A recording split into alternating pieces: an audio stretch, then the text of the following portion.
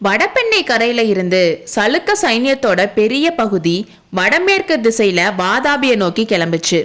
சிவகாமியும் அவங்களோட போனா. காஞ்சிய சுத்தி இருந்த கிராமங்கள்ல பார்த்த பயங்கரத்தை விட கொடுமையான காட்சிகளை சிவகாமி பார்த்துட்டே போனா. வீடுகள் பத்தி எரியறதையும் தோப்புகளை யானைகள் நாசம் பண்றதையும் பார்த்தா. ஜனங்க கொல்லப்படுறதையும் இளவயது ஆண்களும் பெண்களும் சிறைப்பிடிக்கப்படுறதையும் அம்மாவை பிரிஞ்ச குழந்தைகள் அலறிட்டு இருக்கிறதையும் பார்த்துட்டே போனா. சிவகாமியோட மனசுல கோபம் கொந்தளிச்சுட்டு இருந்துச்சு.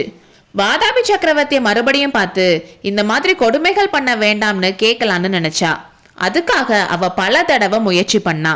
அவளை புலிகேசி கிட்ட கூட்டிட்டு போக சொல்லி காவலர்கள் கிட்ட கேட்டா. அவங்க அதை காதலையே போட்டுக்க மாட்டாங்க. சில சமயம் அவ நைட்டு தூங்குறப்போ ஹஹான்னு பேய் சிரிக்கிற மாதிரி சத்தம் கேட்டு திடுக்கிட்டு கண்ணை முழிச்சு பாப்பா. கொஞ்ச தூரத்துல வாதாபி சக்கரவர்த்தியோட உருவம் திரும்பி போற மாதிரி இருக்கும். எந்திரிச்சு உட்கார்றதுக்குள்ள அந்த உருவம் மறைஞ்சிரும். அதனால அத அவ ஏதோ பிரம்மன்னு நினைச்சுக்குவா. புலிகேசி சின்ன வயசுல சித்தப்பா மங்களேசனால ரொம்ப கொடுமைப்படுத்தப்பட்டான். அதனால அவன் மனசுல இரக்கமே இல்லாம போச்சு. மற்றவங்க படுற கஷ்டத்தை பார்த்து கவலைப்படுற சுபாவம் எல்லாம் புலிகேசி கிட்ட இல்லவே இல்லை. அந்த அளவுக்கு குரூரமானவன். ஆனா இப்போ அவனோட குரூர சுபாவம் இன்னும் 10 மடங்கா வளர்ந்துருச்சு. அதுக்கு 2 காரணங்கள் இருக்கு. ஒன்று, மகேந்திர பல்லவனோட தந்திரங்கள்னால அவனோட தென்னாட்டு படையெடுப்பு தோல்வியில முடிஞ்சது. இன்னொன்று, இப்போ வரைக்கும் வாதாபி ராஜ்யத்தை பத்தியும் புலிகேசி பத்தி மட்டுமே யோசிச்ச பிக்ஷுவோட மனசுல பல்லவ நாட்டு பெண் வந்துட்டாளேன்னு பொறாமையும் ஆத்திரமும் இருந்துச்சு. இந்த காரணங்கள்னால அவர் போற வழியில இருந்த எந்த தப்பும் பண்ணாத மக்கள் மேல அந்த கோபத்தை காட்டினாரு. அது மட்டும் இல்லாம சிவகாமி மேல வஞ்சம் தீர்த்துக்கவும் வழி தேடிட்டு இருந்தாரு. இதெல்லாம் தெரியாத சிவகாமி நான் மட்டும் வாதாபி சக்கரவர்த்திய இன்னொரு தடவை நேருக்கு நேர் பார்த்தா அவரோட படைகள் செய்யற கொடுமைகளை எல்லாம் நிறுத்திடலான்னு ஆசையில இருந்தா. ஆனா அந்த ஆசை நிறைவேறவே இல்லை. அவங்களும் வாதாபி போய் சேர்ந்துட்டாங்க. வாதாபில ஒரு அழகான அரண்மனையில அவளை தங்க வச்சாங்க. அவளுக்கு துணையாவும் பணிவிடை செய்யறதுக்கும் 2 பெண்கள் இருந்தாங்க. அவங்க பிராகிருதமும் தமிழும் கலந்து பேசினால சிவகாமினால ஈஸியா அவங்க பேசுறத புரிஞ்சுக்க முடிஞ்சிச்சு. சக்கரவர்த்தியோட கட்டளையால தான் அந்த அரண்மனைய சிவகாமிக்காக ரெடி பண்ணாங்கன்னு அவளுக்கு எந்த குறையும் இல்லாம பாத்துக்க சொல்லி கட்டளைனோ அந்த பெண்கள் சொல்லி சிவகாமி தெரிஞ்சுக்கிட்டா.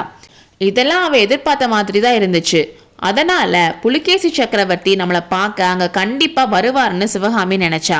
அவர் வரப்போ அவ என்ன பேசணும் எப்படி நடந்துக்கணும்னு யோசனை பண்ணிட்டே இருந்தா. சக்கரவர்த்தி விஷயத்துல சிவகாமிக்கு 2 கருத்து இருந்துச்சு. ஒன்று, அவரோட சைன்யம் செய்யற கொடுமையான விஷயங்களை நினைச்சு அவ மனசு கொதிச்சிச்சு. இன்னொன்று, அப்படிப்பட்ட கொடுங்கோல் மன்னன் நம்ம சொல்றபடி கேட்கிறாருன்னு பெருமையாவும் இருந்துச்சு. ராவணன் சீதாதேவியை கடத்திட்டு போய் அசோகவனத்துல சிறை வச்சது அவளுக்கு அடிக்கடி ஞாபகம் வந்துச்சு. சீதையோட நிலைமை தான் நமக்கும். ராமபிரான் ராவணனை வென்று சீதையை கூட்டிட்டு போன மாதிரி மாமல்லர் ஒரு நாள் வந்து இந்த புலிகேசியை வென்று நம்மளை கூட்டிட்டு போவார்னு நினைப்பா. ஆனா சீதாதேவிக்கும் நமக்கும் நிறைய வித்தியாசங்கள் இருக்கு. சீதாதேவிய ராவணன் அவளோட அழகுக்காக ஆசைப்பட்டு கடத்திட்டு போனான். அவளை கல்யாணம் பண்ணிக்க ஆசைப்பட்டான். ஆனா புலிகேசியோ நம்ம கிட்ட இருக்க நாட்டிய கலை மேல மோகம் கொண்டு நம்மளை சிறைப்பிடிச்சிட்டு வந்திருக்கான்னு நினைச்சா. புலிகேசி தான் புத்த பிக்ஷு மாதிரி வேஷம் போட்டுட்டு வந்ததா இன்னும் நம்பிட்டு இருக்கா. அதனால ராவணன் மேல சீதைக்கு இல்லாத செல்வாக்கு நமக்கு வாதாபி சக்கரவர்த்தி மேல இருக்கு. நம்மளோட கலைய வச்சு அவரை நம்ம இஷ்டப்படி ஆட்டி வைக்கலாம். அவரை நான் அவ்வளோ லேசில விட போறது இல்லை. எப்படியும் இங்க வந்துதானே ஆகணும்னு நினைச்சுக்கிட்டா. சிவகாமி வாதாபிக்கு வந்த 8ஆம் நாள் புலிகேசி அவளை பார்க்கறதுக்காக அந்த அரண்மனைக்கு வந்தாரு. வேலைக்கார பெண் ஓடி வந்து சக்கரவர்த்தி வரார்னு சொன்னதும் அவர்கிட்ட பேசுறதுக்கு ரெடியானா. ஆனா சக்கரவர்த்தி உள்ள வந்து சிவகாமிய மேலையும் கீழையும் பார்த்துட்டு அவ கனவுல கேட்ட மாதிரி ஒரு பேய் சிரிப்பு சிரிச்சதும் அவளோட தைரியம் எல்லாம் பறந்து போய் பயம் தொத்திக்கிச்சு. வாய் திறந்தே அவளால பேச முடியல. சிற்பி மகளே, நாட்டிய கலாராணியே, மகேந்திர பல்லவரோட கலை பொக்கிஷமே, சௌக்கியமா? வாதாபி உனக்கு பிடிச்சிருக்கான்னு புலிகேசி கேட்டப்போ சிவகாமி உடம்பு பயத்துல நடுங்குச்சு. நம்ம நாட்டிய தோற்றங்கள்ல ரொம்ப சாதாரண தோற்றத்தை பார்த்தா கூட அப்படியே மெய்மறந்து நின்ன புத்த பிக்ஷுவா இவரு. நம்ம கிட்ட வரப்போ பயபக்தியோட வந்து பேசக்கூட முடியாம நின்ன நாகநந்தி இவர் தானா? பொன்முகலி நதிக்கரையில நம்ம பேசி பெண்களை விடுதலை செஞ்சப்போ இவர் இப்படி இல்லையே, வாதாபிக்கு வந்துட்டனால இப்படி மாறிட்டாரா? இப்படி குழம்பி போய் நின்னுட்டு இருந்தனால புலிகேசி கேட்ட கேள்விக்கு பதில் சொல்ல முடியாம நின்னுட்டு இருந்தா. அதை பார்த்த புலிகேசி, ஏய் பெண்ணே, ஏன் அமைதியா இருக்க? கலை உணர்ச்சி இல்லாத புலிகேசி கிட்ட நம்ம ஏன் பேசணும்னு நினைக்கிறியா? அப்படி ஒன்றும் நான் சுத்தமா கலை உணர்ச்சியே இல்லாதவன் இல்லை. அப்படி இருந்தா உன்னை இந்த அரண்மனையில வச்சிருப்பேனா? உனக்கு இங்க எல்லாம் வசதியா இருக்கா? வேலையாட்கள் திருப்தியா நீ கேட்கறத செய்யறாங்களா? ஏதாச்சும் குறை இருந்தா சொல்லுன்னு சொன்னாரு. சிவகாமிக்கு அவர்கிட்ட பேச அருவருப்பா இருந்தாலும் இனிமேலும் பேசாம இருக்க முடியாதுன்னு நினைச்சு, பிரபு இங்க எல்லாம் வசதியா இருக்கு, ஒரு குறையும் இல்ல, ரொம்ப நன்றின்னு சொன்னா. நல்ல வேளை நீ வாய் திறந்து பேசின. நீ அமைதியா நின்னதை பார்த்துட்டு ஒருவேளை உன் அப்பா செஞ்ச சிலைகள்ல ஒன்னத்தான் சிறைப்பிடிச்சிட்டு வந்துட்டோமோன்னு நினைச்சிட்டேன். நீ சொன்ன மாதிரி எனக்கு நன்றி சொல்ல விரும்பினா அதற்கு ஒரு சந்தர்ப்பம் இருக்குன்னு சொல்லி நிப்பாட்டினாரு. அவர் என்ன சொல்ல போறாரோன்னு சிவகாமி பீதியோட நின்னுட்டு இருந்தா. பெண்ணே, அந்த முட்டாள் மகேந்திர பல்லவன் என்ன கலை உணர்ச்சி இல்லாதவன்னு சொன்னான். அதை நீ நம்பின. நரிக்கும் புலிக்கும் என்ன வித்தியாசமோ, ஒரு சின்ன குட்டைக்கும் கடலுக்கும் என்ன வித்தியாசமோ, உள்ளங்கை அளவு இருக்க தொண்டை மண்டலத்துக்கும் பறந்து விரிஞ்சு இருக்க சலுக்க சாம்ராஜ்யத்துக்கும் எவ்வளோ வித்தியாசமோ அந்த அளவு வித்தியாசம் இருக்கு மகேந்திர பல்லவனோட கலை உணர்ச்சிக்கும் என்னோட கலை உணர்ச்சிக்கும். ரொம்ப சீக்கிரமே இதை நீ தெரிஞ்சுக்குவ. கலாராணியே, இதை கேளு. தூரத்துல இருக்க பாரசீக நாட்டு சக்கரவர்த்தி என்னோட நட்பு கேட்டு தூதர்கள் அனுப்பியிருக்காரு. அவங்கள வரவேற்கிறதுக்கும் அவர் அனுப்பியிருக்கிற பரிசுகளை வாங்குறதுக்கும் நாளைக்கு மகுடாபிஷேக மண்டபத்துல சபை கூடுது. நீ வந்து அங்க ஆடணும்னு சொன்னாரு. இவ்வளோ நேரமும் பயத்தினாலையும் குழப்பத்தினாலையும் அமைதியா இருந்த சிவகாமி நடனம்ன்ற வார்த்தையை கேட்டதும் எங்கிருந்தோ தைரியம் வந்துருச்சு. கொஞ்சம் கூட தயங்காம பயப்படாம தலை நிமிர்ந்து புலிகேசிய பார்த்து அழுத்தம் திருத்தமான குரல்ல முடியாதுன்னு சொன்னான்.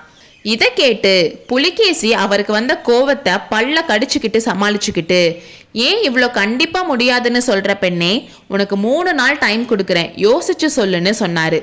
யோசிக்க அவசியம் இல்லை பிரபு, என்ன உங்களோட சபையில ஆட சொல்லி மகேந்திர பல்லவனை நீங்க ஜெயிச்சிட்டு வந்தது பத்தி உலகத்துக்கு பறையடிக்க போறீங்க.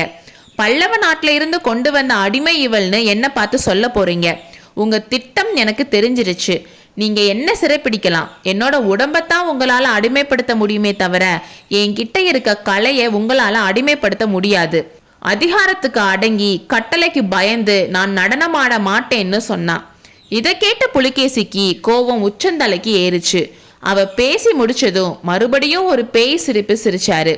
பெண்ணே, கொஞ்சம் பொறு, இவ்வளோ பதட்டம் எதுக்கு? அப்படி ஒன்றும் உன் உடம்பையோ உன் கலையையோ அடிமைப்படுத்த எனக்கு ஆசை இல்லை. உனக்கு இஷ்டம் இல்லைன்னா நீ ஆட வேணாம். இந்த அரண்மனைக்குள்ளேயே உன்னை சிறைப்படுத்தி வச்சிருக்கிறதாவும் நினைக்க வேணாம். உனக்கு விருப்பம் இருக்கிறப்போ அரண்மனையை விட்டு வெளியே போய் வாதாபியை சுத்தி பார்க்கலாம். உங்க காஞ்சி மாதிரி எங்க வாதாபி அவ்வளோ அழகா இல்லைனாலும் இங்கேயும் பார்க்கறதுக்கு சிலது இருக்கு. இங்க இருக்க ஆட்கள் நீ கேட்குறப்போ உனக்கு பல்லக்கு வர வச்சு கொடுப்பாங்க. மறுபடியும் நீ என்ன பார்க்கணும்னு நினைச்சாலும் அவங்க கிட்டேயே சொல்லி அனுப்பலாம்.